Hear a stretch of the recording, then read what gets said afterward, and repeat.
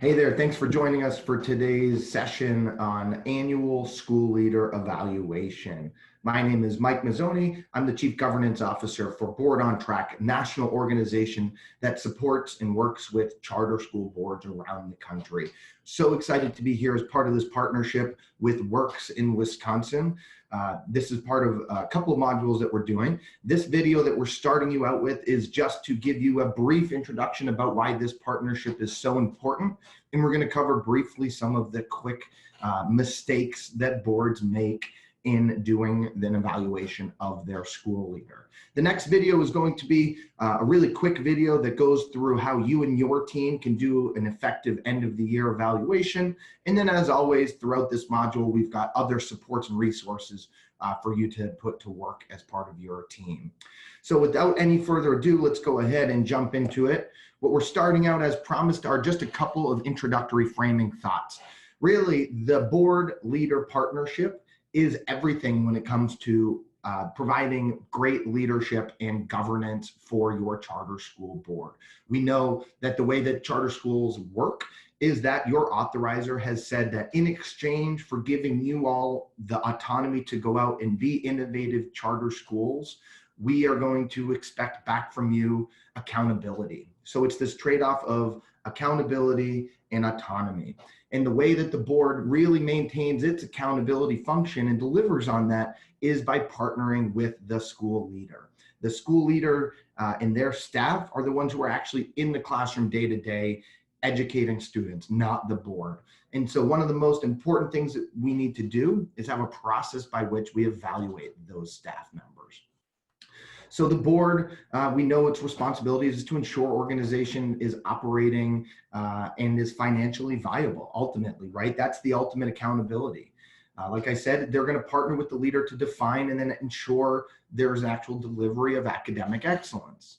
And I put an asterisk next to this one here because I know it's different depending on whether you're a district instrumentality or not. But a charter school board has a role to play in many cases in selecting and terminating the school leader when necessary. But oftentimes it really is more of a process of setting goals and supporting that lead teacher or school leader throughout the year. Really want to just hammer home that this partnership is everything. If you don't have a strong partnership with your school leader, it's something that you're going to want to work on because the ultimate success of your organization is going to hinge on it. So what do I mean by it being a partnership? Well, oftentimes we hear these misconceptions like from the school leader's perspective, you know, that the board, they are my bosses. It's not really a partnership. I work with them or for them. Oftentimes we hear things like, this is my school. I'm the founder, right? So it's not a partnership. I really run this school. And then from the board's perspective, we oftentimes hear things like, you know, the leader reports to us. We are in charge. Again, it's not a partnership. But that's really not the right way of thinking about it, right? It really is a true partnership. Here's what some of the good partnerships that we see, here's what they look like. It should really look and feel like a partnership. The board and the school leader should feel like we're in this work together. They have different roles to play, but ultimately they feel like they're marching in the same direction and not antagonistically or pulling apart in different directions. Between the board and the school leader, that means that there needs to be a shared vision of excellence. Where is it that we're headed? We've agreed in our charter to make some sort of gains in our academic or financial or operational performance. So what does that mean for us? We got to have a clear understanding between the two groups as to what this vision of excellence is going to look like. If this partnership is going to work, it's got to be built on mutual trust and respect, right? There's got to be trust between each party that we're in it for the same reasons. That's what, like any relationship is built on. We want to make sure that there's a process for communicating effectively and efficiently between the board and the school leader. And that communication really should be tied to a focus on results. So in board meetings, when there's a monthly board meeting and the school leader is reporting out on academics or financials, again, we really want it to be tied back to a focus on results so that you as the board can make sure that you're knocking off that accountability requirement that you've promised back to your authorizer. And in general, what the strong partnership looks like is that between the board and the staff, you're partnering and working together as a team to run a multi-million-dollar public enterprise, and that you bring the professionalism, the skills, and the temperament that is needed, and reminding people that, this is real serious work. And so getting this partnership right is key. As promised, I just want to cover a couple mistakes that we see boards make when they're trying to implement this process of evaluating their school leader against some of these accountability metrics, so that you don't replicate these mistakes in the future. Number one mistake we see out there is that boards just simply don't do it. Most boards that we work with do not actually have an effective process to evaluate their leader annually. We often hear things like the board is too busy, and designing a process or adopting a tool might be too difficult. The leader, the lead teacher, the school leader often tells the boards that it's okay this year, let's not bother with it this year, maybe we'll get to it again next year. And it really then becomes this thing where either the board simply doesn't do it and they kick the can down the road, and when the renewal time comes up for your charter, maybe 3 or 5 years later, you look back and you're going through all of the charter promises that you've made with your authorizer, and you're realizing that you hadn't made nearly as much progress as you thought. So documenting goals and then evaluating your school leader is a great way to make sure that the organization itself is staying on track to meet these substantive benchmarks and goals and promises that have been made. So the first mistake is that they don't do it, or like I say up here at the top, they might have no formal effective annual process. So it might be the kind of thing that on a year-by-year basis, they may or may not do it. And in those cases, they tend to be the least effective. In those cases, boards may do an evaluation, take the data, but not take the important step of documenting it and using that data.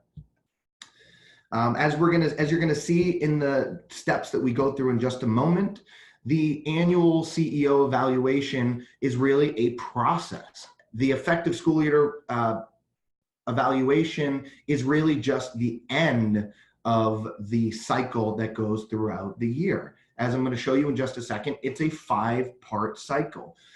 It's really a presentation for another module. So feel free to go out and grab the module that is all about supporting the partnership for the school leader throughout the year. But one thing that we talk about is how really the annual evaluation, where you see the red arrow here, should just be the end, the last step of the evaluation, but it really shouldn't be the only part. So as you can see, what we start to do is we adopt what we call the support and evaluation process, is a cycle where on an annual basis, we conclude our annual evaluation with a documented memo that says, here's what you did really well last year, but more importantly, here's what we really want you and the staff to focus on in the year ahead. So an example might be setting goals related to those substantive charter promises. Maybe you really have to work on your financial operations. Maybe you've got financial problems that you really want to address. Maybe in order to expand at the rate like you had talked about, the organization really needs to make sure that their assets to debt ratio is appropriate. Or maybe they need to close an achievement gap. Or maybe they've made a promise that they're going to increase the teacher retention. Whatever those goals are that need to be made on an annual basis in order to keep the organization on track, you want to go ahead and document those goals in your memo. As you can see at the top of the circle up here, that's the documentation. These are the annual approved goals. And then throughout the year, the board and the school leader are going to work to do monthly or bi-monthly check-ins, where we see, are we on track to meet these goals or not? And are there things that the board could do to support the school leader in this work? So again, it's part of a cycle. Don't make the mistake of just doing on an annual basis, popping up with a task force that does the evaluation, takes the results, puts them in a binder, and lets it get dusty on the table somewhere. Another thing is that they adopt this process without actually including the school leader. Be sure that when you do this, make it a collaborative process. Make sure that your school leader has an opportunity to weigh in on what this process is going to look like. Again, the real value of this process is going to be forward-looking, to support and influence your work going forward. So you want them to be bought into this process. You want to make sure you're clear as to what it is that you're evaluating. Again, work with your school leader to document this, but on an annual basis, you should be drawing upon those board-approved goals that are oftentimes tied back or refer to your charter and or your accountability plan. Another thing is that they simply don't share the full board doesn't share responsibility for the evaluation. So what's really important is that this process, again, is going to be to help the organization document where it needs to go moving forward. And so it's important for the full board to speak with one voice. No individual board member gets to really set the direction, right? No board member's vote is more or less powerful than anybody else's. So when it comes to the end of this evaluation, it's really important that the full board has participated such that the process is ending with the board speaking with one voice.